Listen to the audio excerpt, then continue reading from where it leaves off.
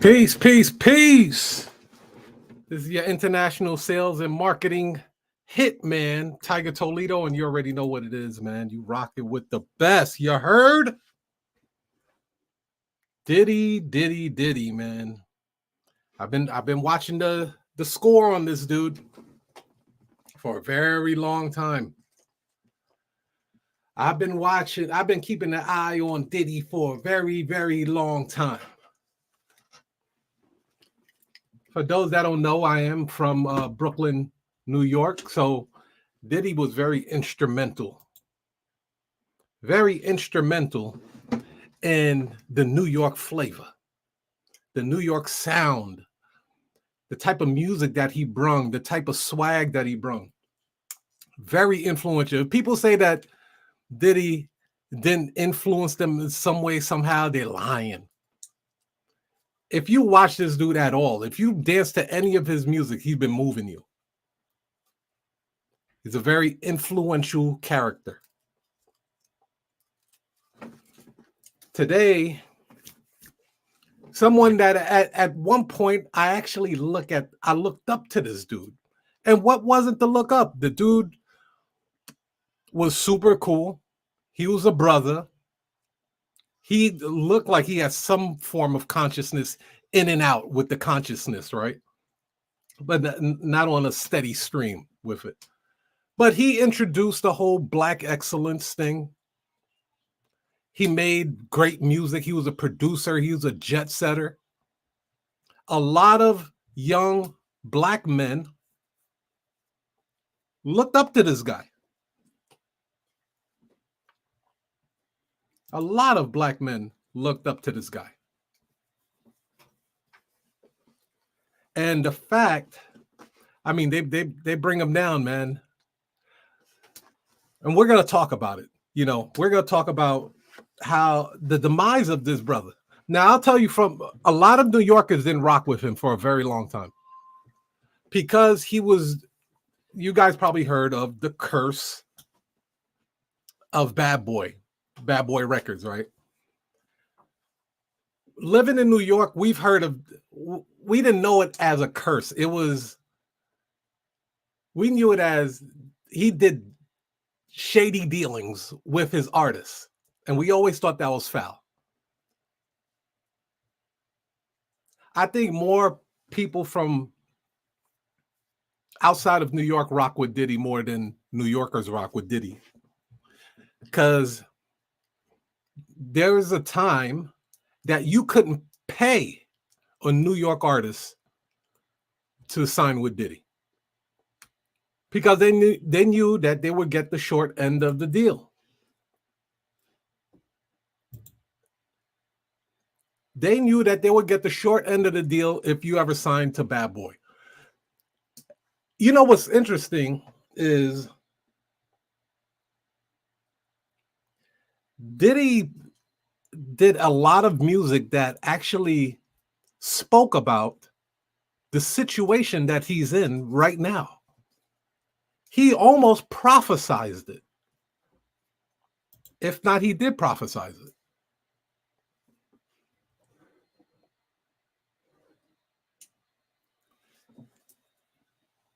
One of my favorite songs, Take This Money, Get This Money, Ain't No Way You Could Take This From Me, that one. His first 4 bars, he's revealing a lot right there. I'll let you guys listen to it. The first 4 bars of Make This Money, Take This. Now, I heard 50 Cent wrote that. I don't know. It's interesting if he did, because in the first 4 bars of that song, he's actually saying what happened to him. I run this city. Tell the cops, DA, and feds to come get me. That's what he said. And then here's the most ill part of that. Here's the most ill part. And maybe I haven't seen anybody spoke about this. At the end of that song, he says, "Not guilty and I'm filthy." He says, "Not guilty and I'm filthy." Now, let's not take it out of text where it says, I'm filthy, like he's filthy rich. No, no, no, no. If you're incarcerated or you are being trial for something, that means you have dirt on your hands. Right or wrong? That means they caught you doing some dirty, devious shit. He's letting you know that he's filthy. Like he has a lot of dirt and they still couldn't prosecute him. They still couldn't prosecute him during that shooting. Now, mind you, he did have Johnny Cochran as a lawyer at that time. Johnny Cochran's no longer around. He's no longer around. So there's another song, I believe it's on the Black Rob album. No, I take that back. It was on a Diddy album when I think it might have been I Need a Girl or the remix with Genuine and Winans on there, right? He says in the song that how much he has a trifling mind. These are like his affirmations to himself, like he's letting the public know he is trifling. Share your thoughts, you guys. Share your thoughts on this. Diddy has been telling you the type of nigga he's been for a very long time. He says it in songs. Like R. Kelly was writing songs about shit that he was doing, and people thought it was just a good song, but it was actually situations, debauchery that he was doing, and he made a song out of it and made money off of it, off of the precious souls of those young girls. They're not dead, but they're dead inside. Let's be honest. So New York wasn't rocking with Diddy like that for a very long time. He turned a lot of people off when what was that? The school stampede, when people got stomped out and I think like 9 people died on that. New York started saying, whoa, whoa, whoa, whoa, whoa, this dude's party is killing people already. Already out the gate, his parties are killing people. He had to lay low for a little while. I'm telling you when I was growing up in New York, how it was going down. He had to lay down for a little while, keep his head low, and then he reemerged with this super hot banger with one of the hottest beats in New York City at the time, which was Craig Mack, Flavor in Your Ear. Everywhere you went, that beat was playing. Boom, boom, boom, boom.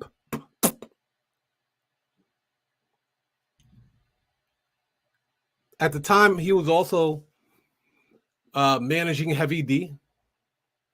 But Heavy D's career was, it was going a different direction than what Diddy was planning. Then he introduces Notorious B.I.G. Now, me being from Brooklyn, I was already geeked that he had a Brooklynite there.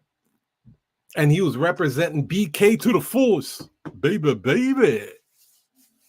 So we was already excited about that.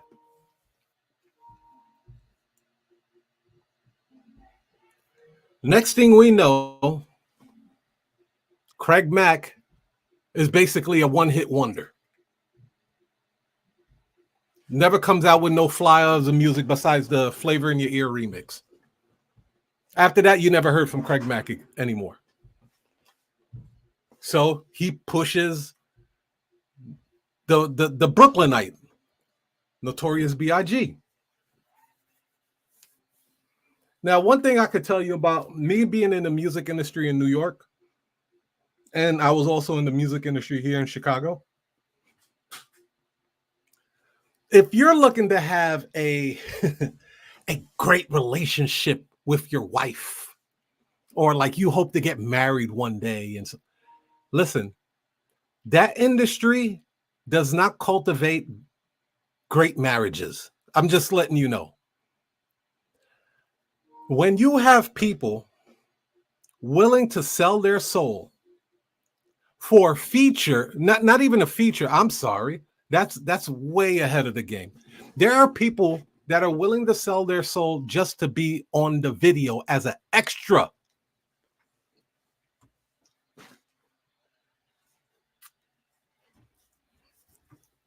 As an extra. They're willing to sell their soul to be in a video as an extra. So we're not even talking about money yet. Listen, I've seen the industry from within. I've seen them bring out people like D'Angelo, who had no name for himself. He did great music, but he had no name. And I saw how they were able to build him up to be the superstar that he was. I seen them do it with Groove Theory. I seen them do it with Bahamadia, Wu-Tang. Who else? The Fugees. When nobody knew who these people were. Now, I'm not saying they sold their soul, but when money is involved, they're going to require some things from you. If I continue to put you on this level, I'm going to need you to do some things for me. See, when they ask you to sell your soul, it's not like this motherfucker's sitting at a red room with horns on and a tail swinging, saying, hey, if you want to be a success in the music industry, sign your soul over to me. That's not how it works. They make a proposition to you. They make a proposition of exactly what you're looking for. Jay-Z said it in one of his songs. He said, fame is more powerful than heroin. Drop your comments. Talk to me, people. Talk to me. Y'all on here. I see you. He said, fame is more powerful than heroin.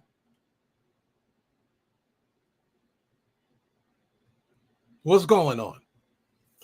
So, when we used to do music videos for people, and dude,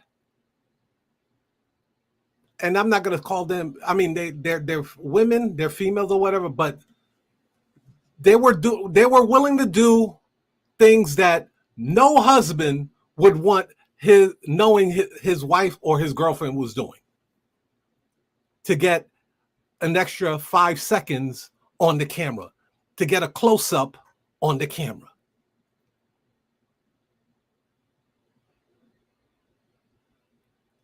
This is what they were doing. So fast forward, we look at Diddy. Where did all of this stuff occur? It was happening a long time ago. In New York, we knew this nigga was violent. He was violent with other music executives. He was cracking bottles off of, who was that dude that he hit in the head with a bottle? Was it Steve Stout? He was hitting other executives in the head with bottles. This dude's been violent for a very long time. Him hitting on women, you guys seeing the video of him hitting on Cassie, that's not his first time striking a woman. You could tell just by the video that you saw. He didn't just smack her. He stomped her like she was a dude and then dragged her by her hair like a caveman. That wasn't the dude's first go around. What up, Gina? Yes. Chime in on this Diddy thing we talking about, man. Now, I tracked it, right? I said, okay, I saw how everything unfolded.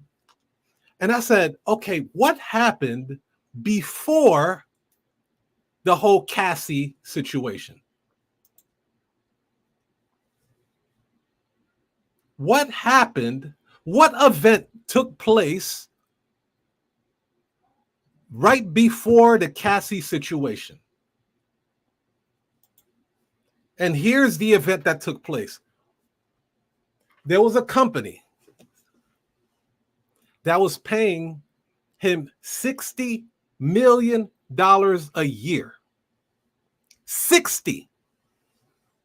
Now, you guys seen Diddy's lifestyle. He's in private jets, he's in yachts and stuff like that.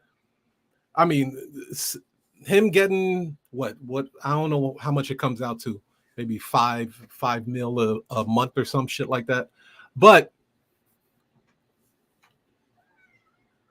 $5 million a month for him is probably upkeep for his home, his jet, and all of that other stuff. I don't know the guy's finances, not pocket watching, don't care. But the company that was paying him was a company that he had a very long standing with, which was, if I'm not mistaken, I know it was Ciroc, but Ciroc is just one of their companies.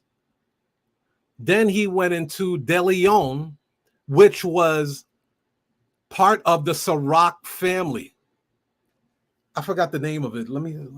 I think it's called Diago or some shit like that. He wanted to promote De Leon, which was a cognac, to a more broad market. Meaning he wanted to take this urban drink that was being promoted as an urban Hennessy, because even Hennessy is promoted like an urban brand.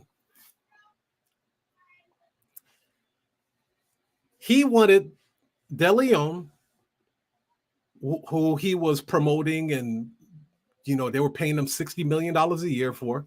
He wanted them to promote the De Leon cognac to a broader market, and they said no. They said no. It's our company. We don't want to promote it like that. We're good with the urban market. Keep taking this 60 mil and shut the fuck up. Partially, this is from greed that got Diddy in this hot water right here. Greed. Greed is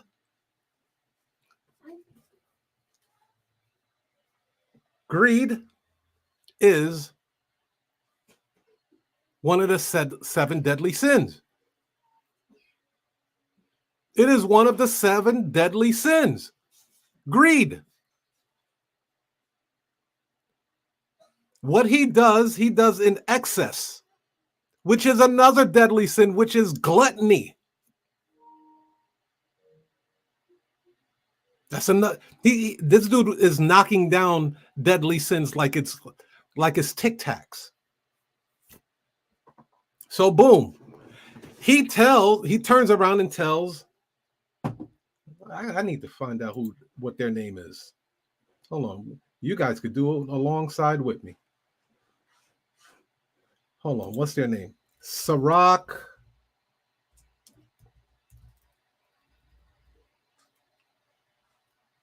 Parent company.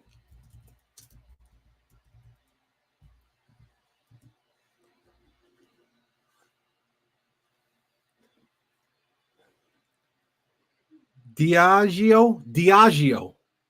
That's their name. Diageo. Ciroc is a brand of alcoholic beverages produced in France since 2023, which is owned by the British-based multinational alcoholic beverage maker Diageo. The brand family includes vodka, flavored products containing vodka and brandy. They're damn near a conglomerate in the liquor business. Ciroc was just one of the liquor companies that they own. It wasn't the only one. Hey, Don. Yeah, because we need to talk about this, Don. Let's talk about this.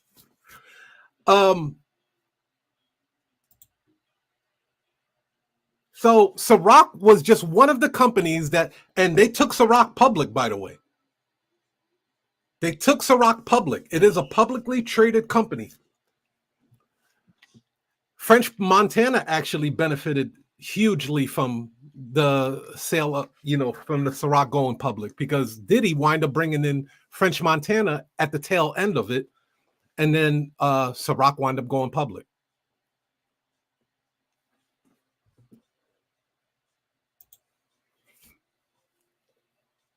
Gina says, hey, we called groupies hoochies. Yeah, it's the first time he got caught. Yes.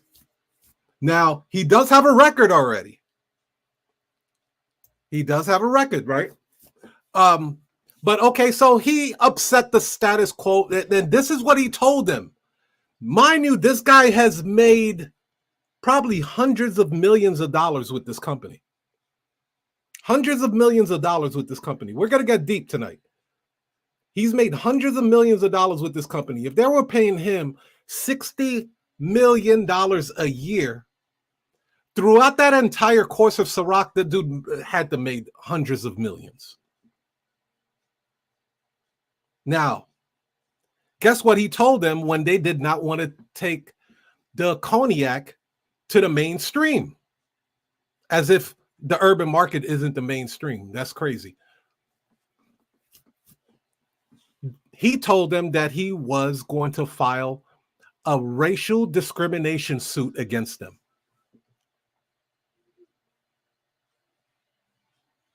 He tells them that he is going to file racial discrimination lawsuit against them. Now, I could tell you where he got that from. I'm gonna put y'all up on game. He got that shit from Jay-Z. If you guys remember, there's the company that made, was it Ace of Spades?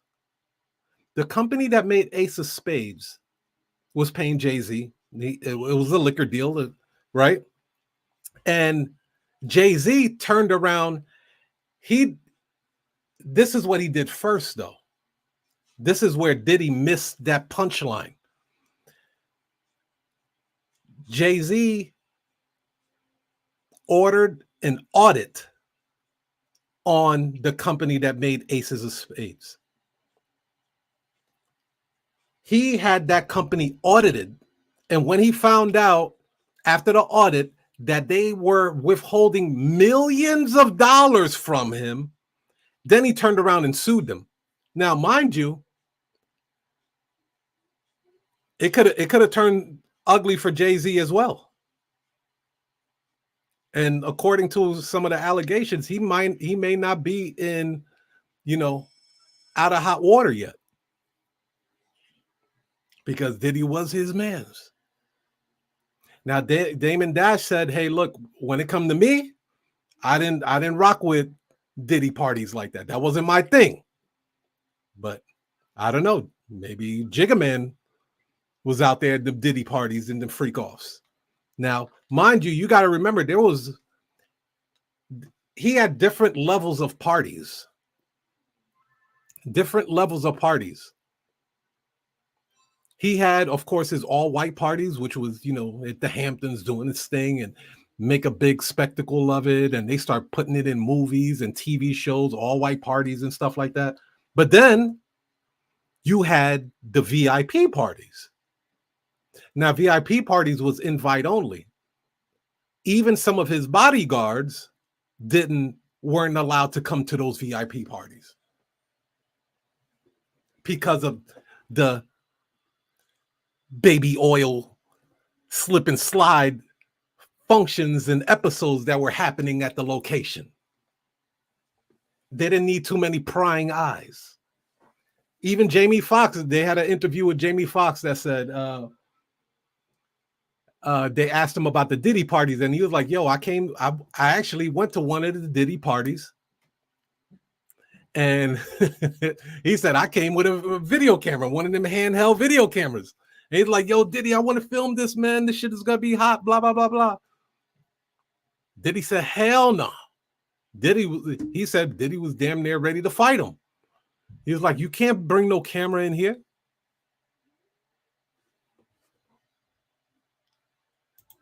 Gina said he was abusive to a few of his baby mamas as well. Absolutely.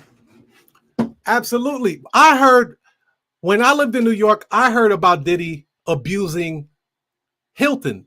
I think her name was Miska or Mista Hilton, his first baby mama, the one that was in that. I love it when you call me Big Papa. She's in the hot tub with Diddy. When he says, if you bring your friends and I'll bring my friends and we could all be friends. He's talking to his first baby mama right there. We heard he was beating her ass back then. Back then. But because this dude was in show business and he can make people famous and make them money, people look the other way. They look the other way.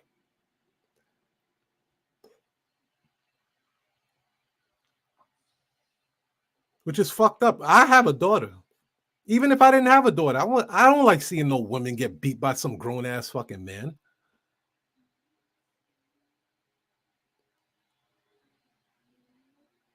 But he had that reputation long ago. So boom, he files this lawsuit. They found out that Diddy meant business. He was dead ass serious, that he was going to sue them for racial discrimination for not taking one of their liquor companies to a broader market. But Diddy's on that. He was audacious like that, right? He was in your face like that. That was a different. But the old saying goes, don't throw rocks if you live in a glass house, nigga.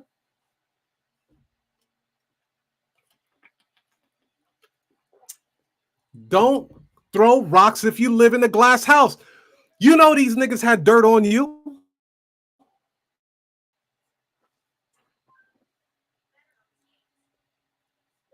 Next thing you know, a couple of weeks go by, and boom, Cassie out of nowhere. Listen, this is my opinion. I believe that the liquor company got at Cassie. They already knew Diddy was doing dirt. They told Cassie there would be a huge payday for her at the end because, mind you, she came forward, and I'm not trying to shame her or anything like that. But what I'm saying is, isn't the timing a bit peculiar though? You already got married to a whole nother dude. You got a whole husband at the crib. 5 years went by.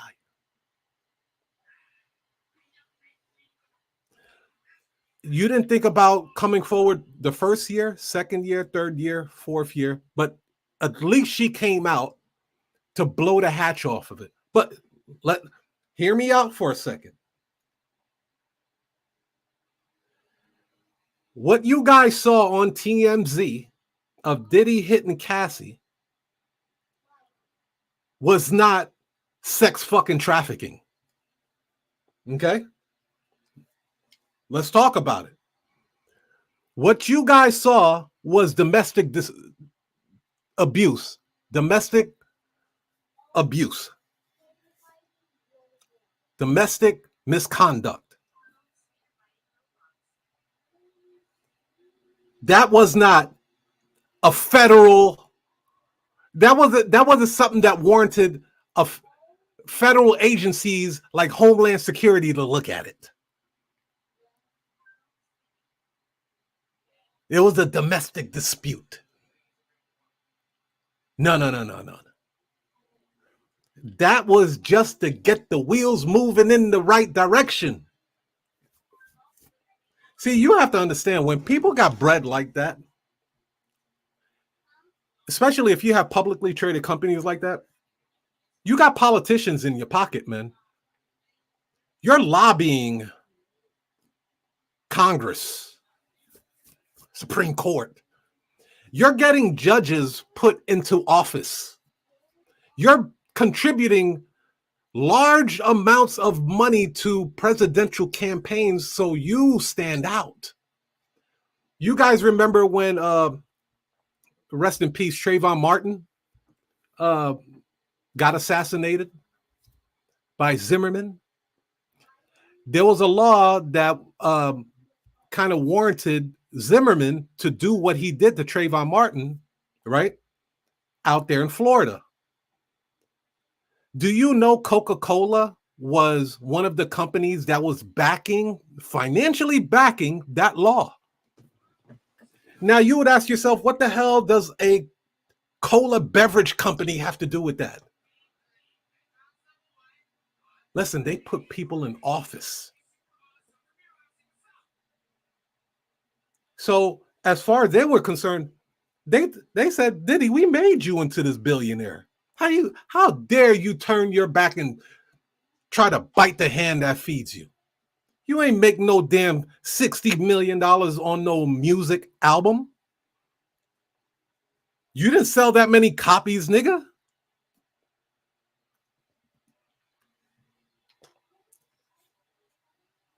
Your albums didn't go diamond.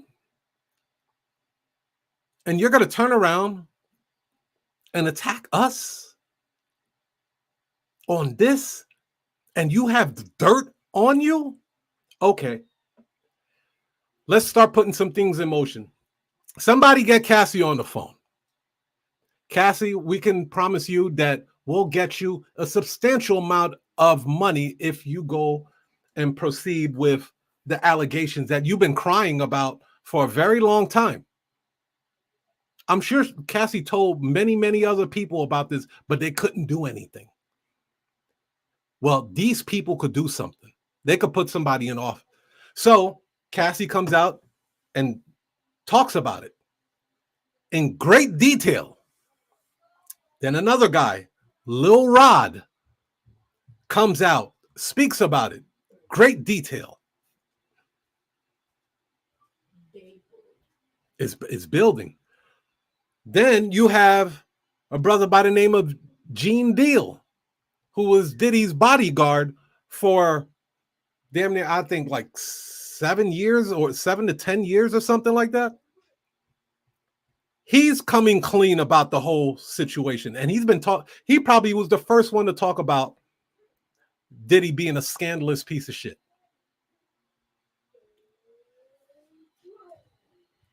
Gene Deal. He was Diddy's first in command bodyguard. He saw it all. And he checked Diddy a couple of times. So he says.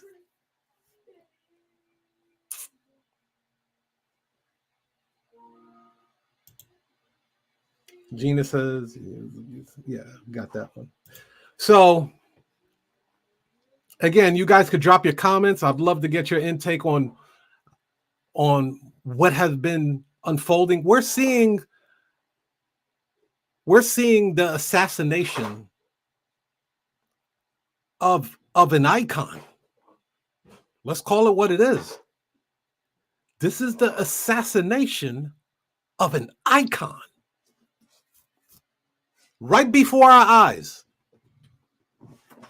Some people may say the revolution may be televised. You're looking at a guy that influenced decades of people, at least 30 years. My entire childhood is influenced by this guy.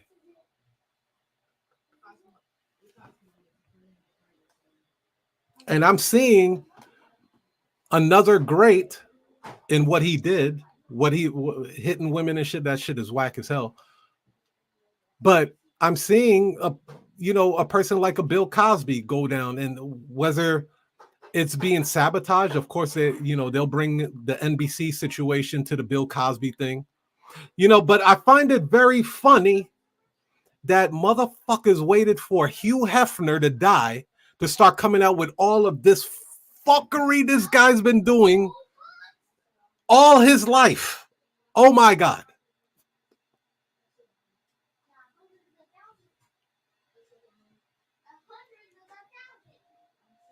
He, if any, Hugh Hefner probably had the most dirt on most politicians and Hollywood actors and everybody put together. Heck, the guy had a magazine of people showing their snatch. You're not you got to tell me there wasn't a high level of manipulation there. A buddy of mine lost his girlfriend to Hugh Hefner. He left Illinois to go out to California to pursue his music career with his fiance at the time. She was a beautiful blonde, goes out there to the Playboy Mansion one time. Wedding's off. Wedding is off. She's about a week later, she's living at the Playboy Mansion. This nigga lost his whole fiance to Hugh Hefner. Why? Because this dude was promising them fame, fortune, notoriety, respect.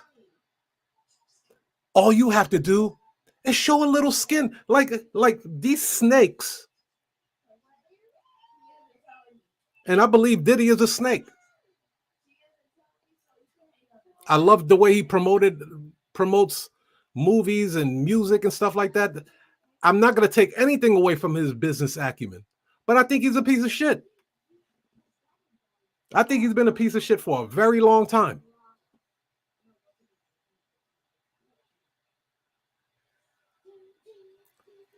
These guys will get a person that just wants to be somebody, wants to be respected. That's why I didn't have much respect for the music world, man, because the music industry is, they call it the devil's playground, and they also call Hollywood the devil's playground. They manipulate innocent people, man. And they can turn a good person bad. They'll take a beautiful, innocent person that just wants to be respected in life, that enjoys the craft of either making music or playing whatever, and they will exploit that. They'll exploit it to the point where you're sleeping with people you don't know. They're pumping all type of drugs in you that you have no clue the effects of it. They're shoving alcohol down your throat.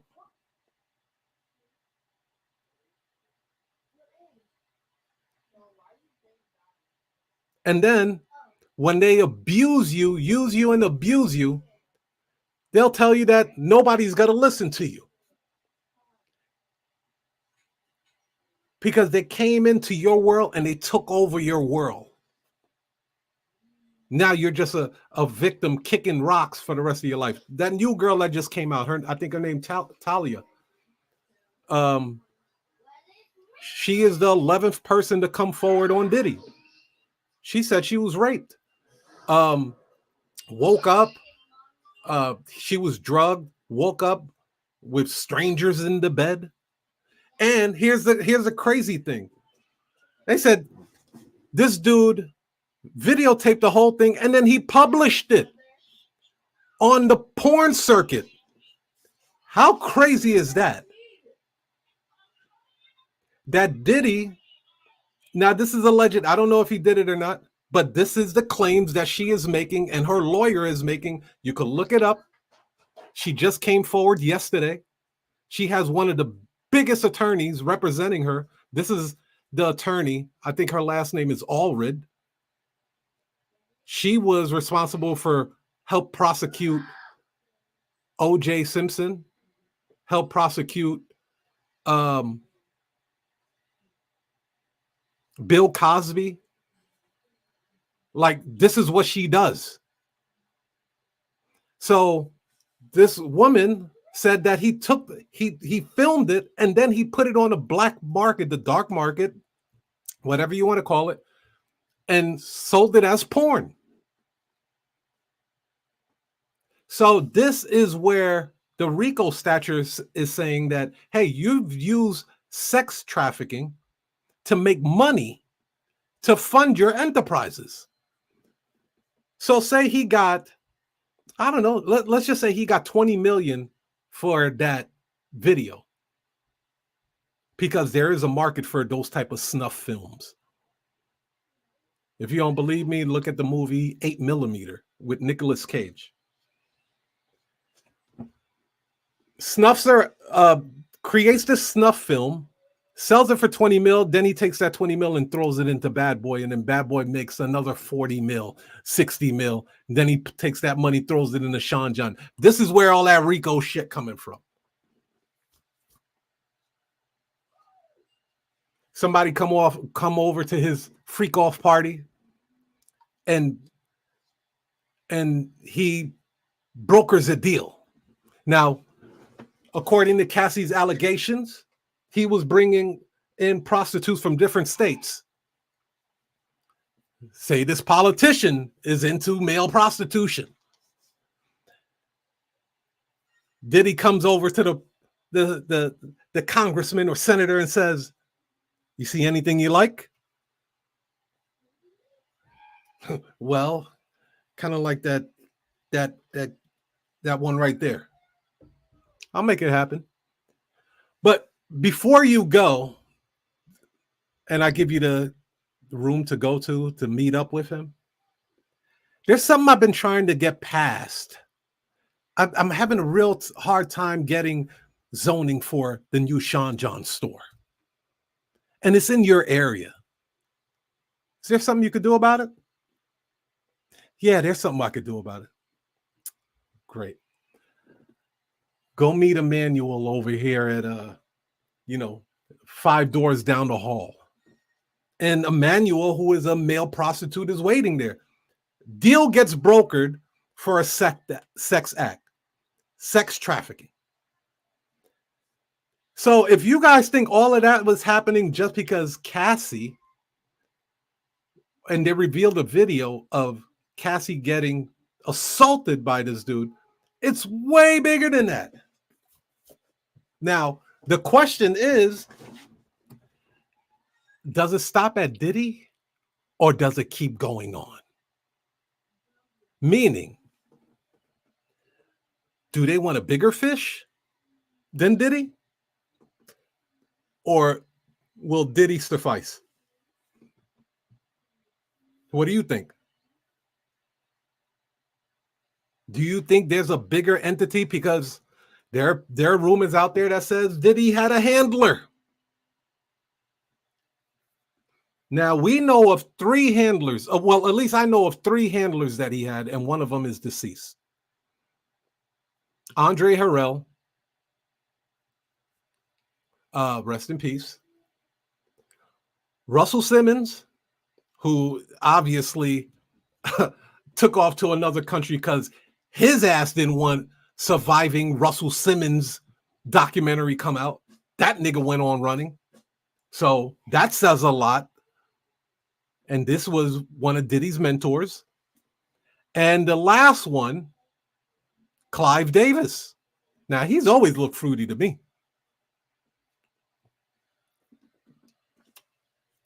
Very, very powerful. This is the guy that put out Whitney Houston. Extremely powerful. This was the person that gave Diddy his first big major record deal.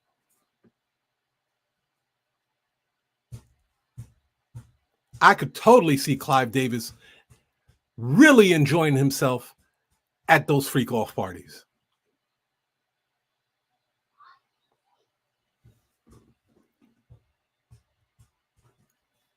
This is very heavy. Now, many people know that there are allegations about different people being at a lot of celebrities being at these parties. There are allegations that he assaulted Justin Bieber. And Justin Bieber is actually, if I'm not mistaken, they said he's been very vocal about his relationship with Diddy, and it wasn't a pleasant one. Now, we could look at that too. I mean, it goes real deep. Usher, and that's my man, Usher, man. This is Usher, man. This is Yeah Man, That Man. Love Usher music. But when Usher was young, Diddy had custody for him for whatever reason. I don't know where Usher parents was on that one. And they put him in Diddy camp, which was called Flavor Camp. So Usher was supposed to learn under Diddy and live under Diddy's roof for like a year or something. And Diddy was responsible for grooming Usher. Now, how did Diddy get in contact with Justin Bieber? Through Usher.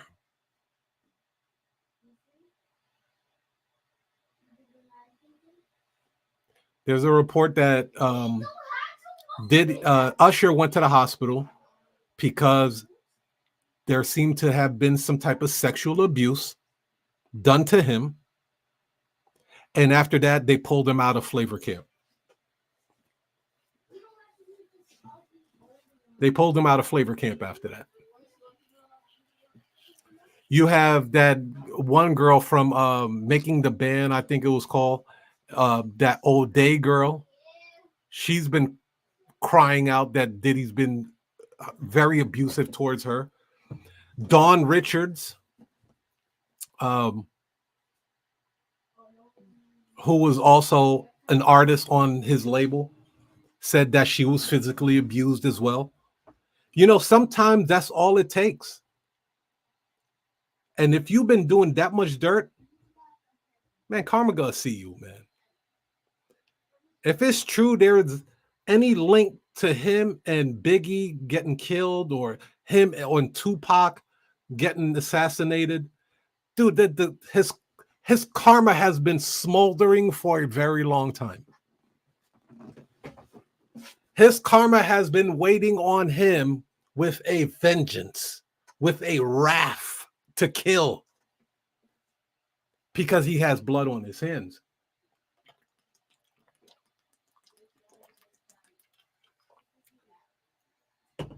He has blood on his hands. And I'm going to say this about 50 Cent. I'll say this about 50 Cent. We know you ain't clean either, nigga. Mr. G unit. We know your hands ain't clean either. Be careful. Right now, you bring a lot of attention to yourself. You're going after Diddy. You're going after Diddy. You're clowning him, and I get it. You have your reasons why you don't like him. But be careful.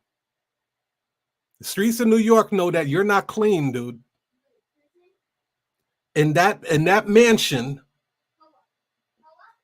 that Mike Tyson mansion that you used to have, we've heard about those parties too, my mans.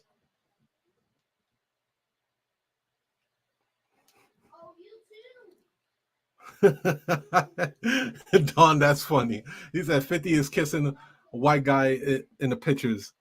So, hey, I'm sure Diddy did even more with white guys, black guys, Asian guys, whatever guys that can close that deal.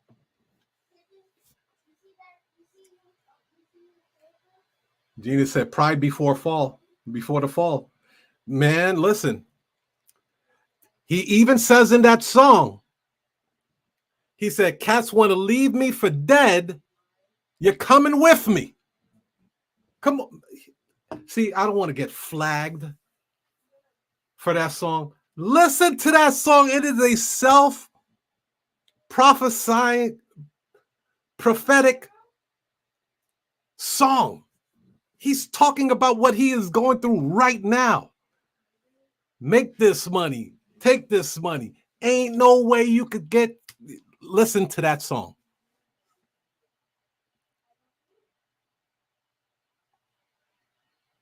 Listen to that song. He says, cats want to leave me for dead. You're coming with me. Did they not leave Diddy for dead? Is anybody coming to this guy's rescue right now? Anybody? Nope. Nobody. Nobody is speaking up for Diddy except the only person I saw speak up for Diddy is Stevie J.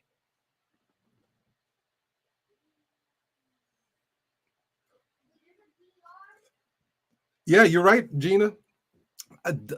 There's a lot of people going down with Diddy. I promise you this. And I hate to say this about Harlem. I hate to say this about Harlem. But there has been records of huge kingpins from the Frank Lucas to Nicky Barnes to Alpo. Huge gangsters of the world turned around and snitched on people.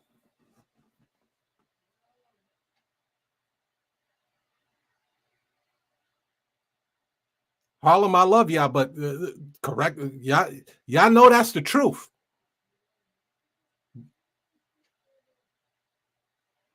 But that's everywhere though.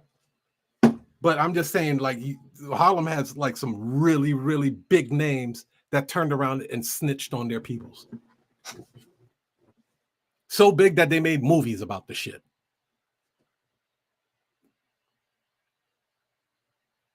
So I heard, yeah, Gina, I heard that as well. That they're looking at his son now, that he may have participated in some of those sex crimes.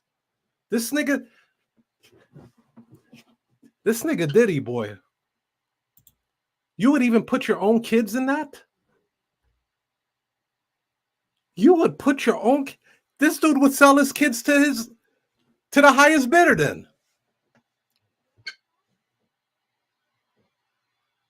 it's disgusting.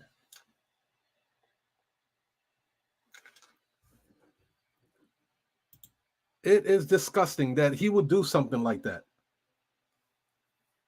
Put your own kids. If it's true, we're gonna find out. Listen, this is 2024 is Diddy's year. I promise you that. It's all about Diddy and the presidential election. Those two will be etched in history. We're either going to get the first black woman president, which will be monumental by itself, and then a downfall of an icon.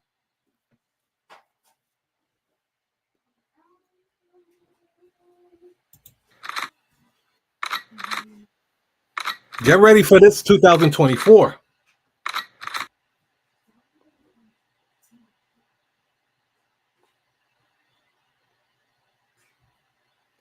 This dude has been doing dirt for a very long time.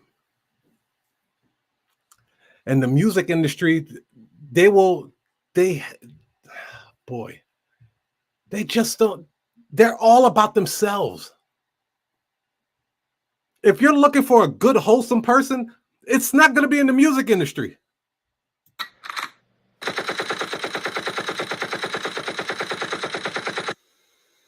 Forget about it. You ain't going to find them in the music industry. I personally almost lost my marriage because of that stupid music industry bullshit. That industry demands so much of your time, so much of your energy. Every party you go to or every function you go to can be that breaking point where things go from 0 to 100 really fast. But there's no loyalty there. They're snakes. They're backstabbers. They're corrupted. They're devious, diabolical. There are people that get killed in that industry all the time. People go to jail in that industry all the time. It's a mother, man. It's a mother. Um, Dawn says the murders of Pac and Biggie and all the crimes over the 30 years is crashing in now. Yeah. Yeah. They've been linking. What's ill is that they're linking Diddy to both crimes, Biggie and Pac. Biggie and listen, Diddy has gotten a pass from Brooklyn. I can honestly say this. Diddy has gotten a pass from Brooklyn because we felt like he had nothing to do with it. But if it is found out, because right now he's in a Brooklyn prison penitentiary. The where they're housing Diddy right now is in Brooklyn. Full circle? I don't know. Karma? I don't know. Bringing you back to the shit that set it off. There's a lot of allegations that said that Diddy and Biggie were about to break up. Biggie wanted to start his own record label. As we've seen before, Diddy has held people's publishing ransom. He did it to the Locks. He did it to Mace. He did it to a lot of other artists that they just never were able to get the rights to their own music. They could not own their masters. Diddy was their master. So Biggie found a way to keep his publishing because through Junior Mafia. He was writing the music for Junior Mafia. So because Junior Mafia technically wasn't on the label for Diddy with a publishing deal, he was able to keep all the masters for that. So technically they didn't trust each other anymore. They didn't like how things were unfolding.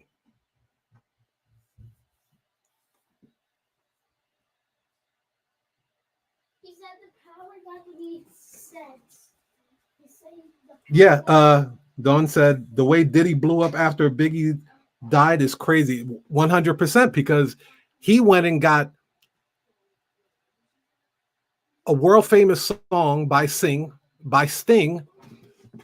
called Every Breath You Take, which was recorded by the Police. And he used that to create that video, I Miss You, or I'll Be Missing You. That one song played like crazy. It was his redemption song. That's why a lot of people went hands off on him, because they looked at him like he was this grieving best friend. Supposedly Biggie moms can't stand the dude. He's profiting to this day off of Biggie's death. How many remixes of the Biggie album have they come out with already? They remixed the hell out of that album.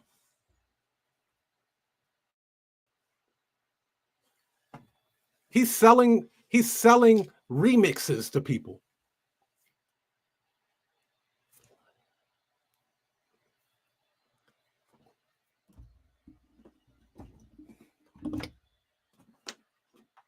This is crazy. He said the way he was dancing in the video is scary now. Yeah, in hindsight, ain't it? Man, this dude may have been the henchman for the devil himself. He may have been one of the lieutenants for Satan himself.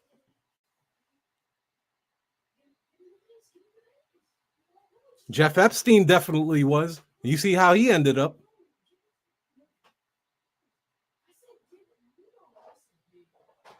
Cat Williams said it on Shay Shay, Club Shay Shay. He said it's coming to pass.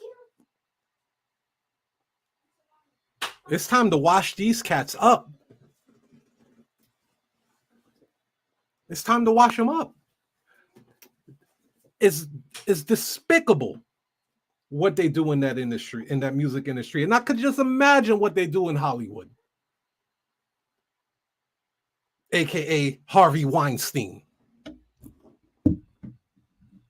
The whole start of the Me Too movement. The fact that there has to be a Me Too movement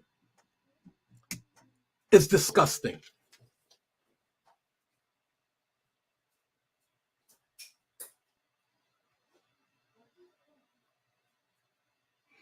Yeah, Gina says Biggie Moms wants to slap the hell out of Puffy when he sees him.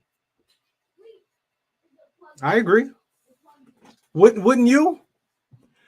Listen, according to Gene Deal, who was the head bodyguard for Puffy at the time when Biggie got killed, he was the man that pulled Biggie out of the car after he got shot.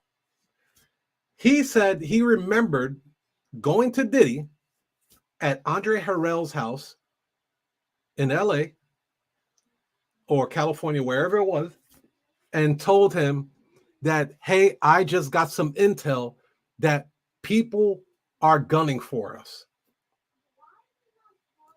We either should get bulletproof vests and strap up, or I would recommend get the hell out of Dodge. Now, Gene Deal was in law enforcement. They basically told him, nah, we staying. We're about to go to Scott Storch studio. We're staying. Forget what you're talking about.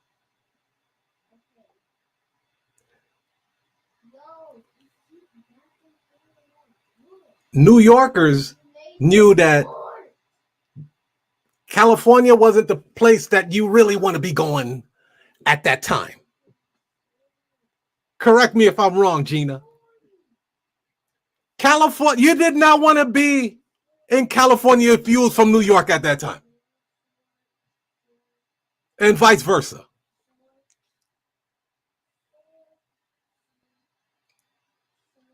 People say that the East Coast, West Coast thing was a media thing. The media started that thing. Well, whether they started it or not, it was real.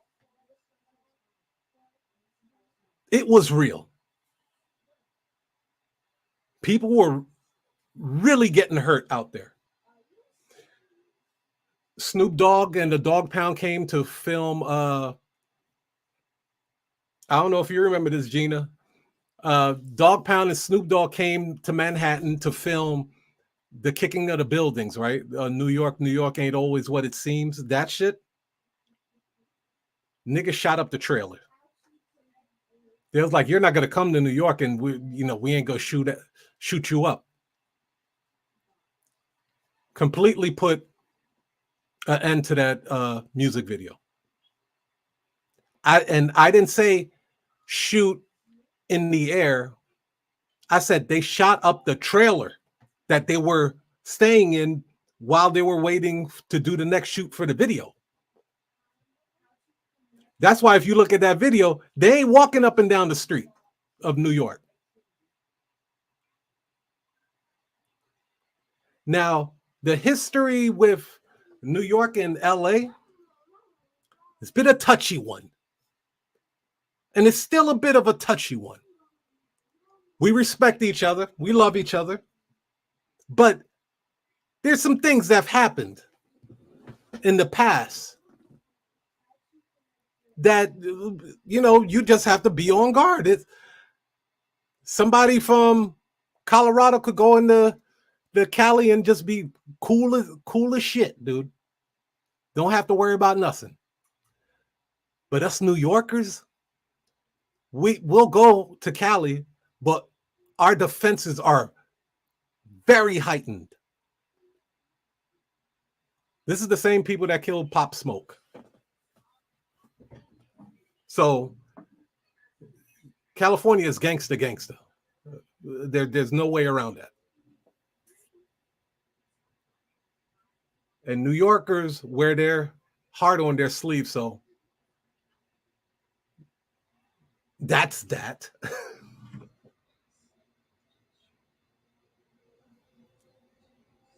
Yeah. Yeah, it was serious, Gina. It was serious, man. That's where you heard that whole ghetto pass shit. That's where that whole ghetto pass thing came from. That East Coast, West Coast thing. And like, who did you check in with? Who you here to see? Jay-Z said, don't go dying for your block that you don't own, that your mama live in. That's what he said. Don't go dying over the block that your mama live in.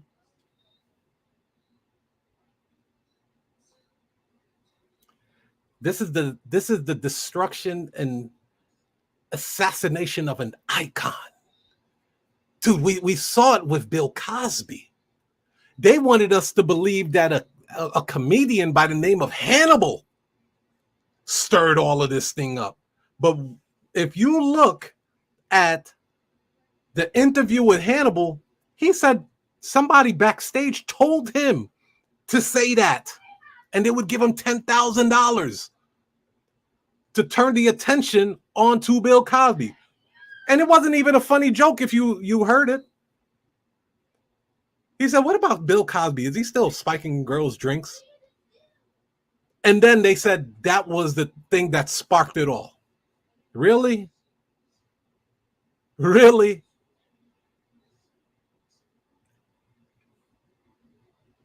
Again, they're saying the same thing with the Cassie situation. That's the thing that sparked it off.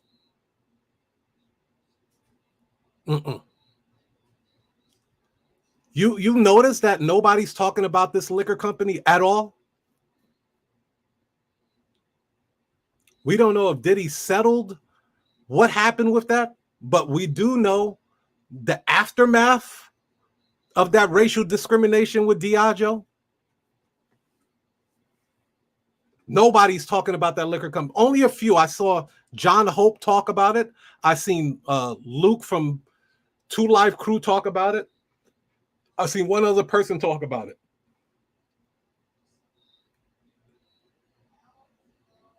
They're the ones that started all of this. And I can let you know right now, it's not over by a long shot. So I hope you guys enjoyed this stream. Thank you guys for rocking with the kid. I hope you'd enjoyed it. Thank you guys for the participation and the interaction. That was great. I will talk to you guys on the flip side. You heard? Peace.